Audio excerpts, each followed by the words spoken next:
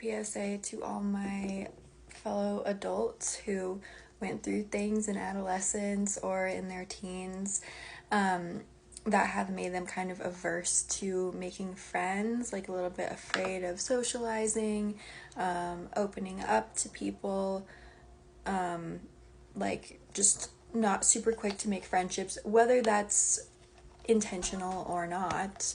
I would just like to say that by not giving people the chance to know you, you are making a decision for them.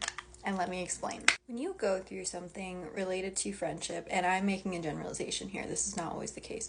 When you go through something related to friendship where your heart kind of gets broken, if that's like a bullying situation or friends suddenly cutting you out, that kind of thing, it can be really easy to become averse, again, whether you're aware of it or not, to making new friendships in the future, because it kind of shapes the way you look at people and the way you look at vulnerability. And sometimes your mind starts to see patterns from really only one instance. Like, this happened one time. Logically, I can think, oh, it only happened one time, it might not happen again. But I think after something hard like that, the logical part of your brain kind of shuts off, and the more emotional part of your brain can think, oh, because it did happen once, it will happen again.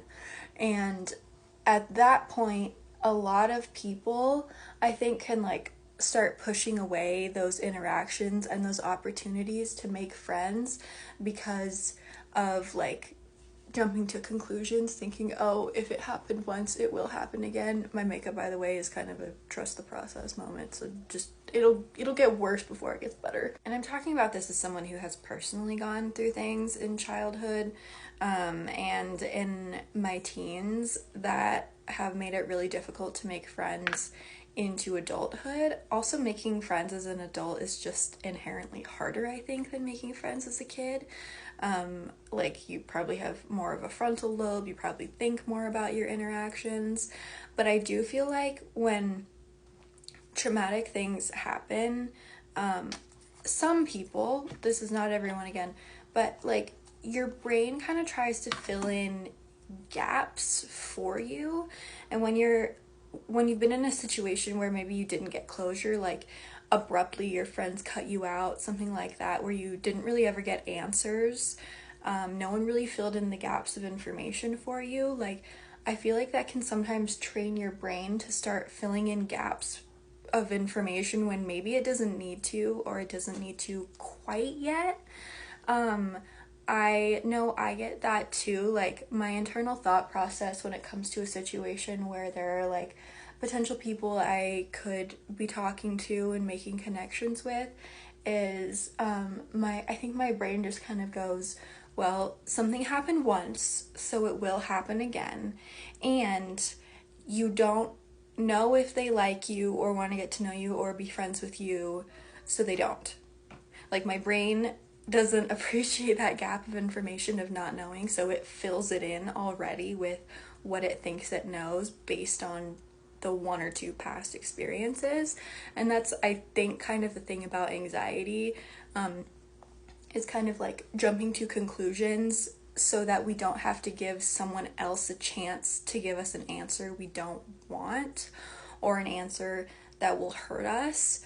But really, I do think like 98% of the time, like, that person is open to getting to know you. That person might even feel the same way, and they're hesitant to make friends as well.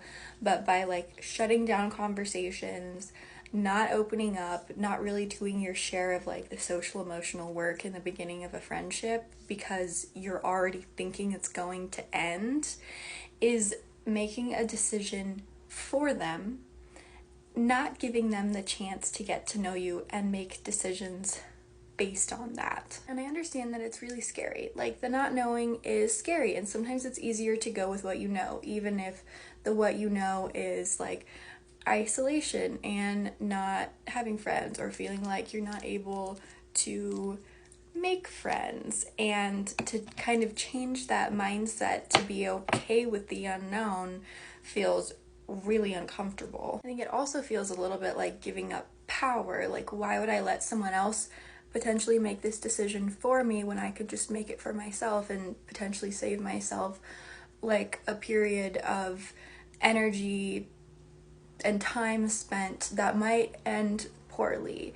And really, I would say you have control over whether you want to be friends with them.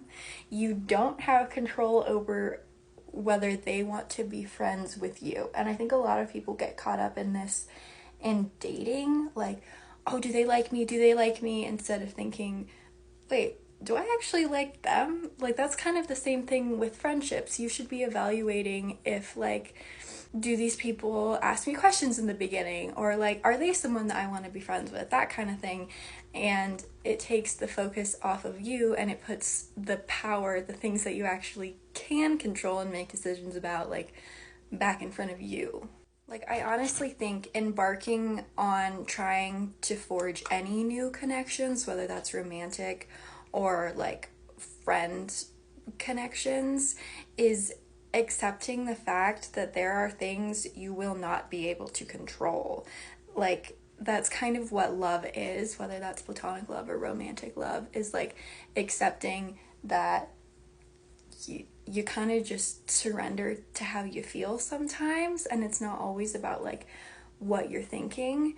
And that's hard for people with anxiety, and that's hard for people who have been like burned by these situations in the past. But the letting go is what makes it so much easier to not think so hard about it. Because if you go in thinking, oh my gosh, like they have to be my friend, or they're not gonna like me anyway, like it doesn't even matter.